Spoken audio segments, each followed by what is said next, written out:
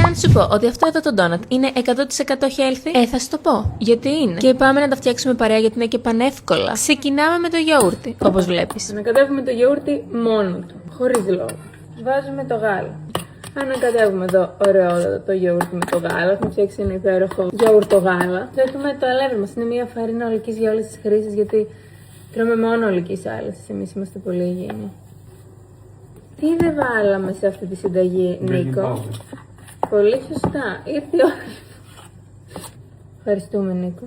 Λοιπόν, βγαίνει αυτή εδώ η ζύμη. Και πάμε τώρα να πλάσουμε τους λουκουμάδες μας. Βάζουμε τη σοκολάτα και μετά κάνουμε έτσι ένα τουρλού. Και βγαίνει αυτός ο λουκουμίνος. Επειδή η ζύμη κολλάει, βρέξε τα χέρια σου όταν πλάθεις τους λουκουμάδες και βουαλά το αποτέλεσμα. Στους μισούς έβαλα τη σοκολάτα πριν το ψήσιμο, στους άλλους μισούς μετά. Και από τα δύο αυτά προτείνω ξεκάθαρα το μετά. Όλες οι λεπτομέρειες είναι στο caption. Αυτά!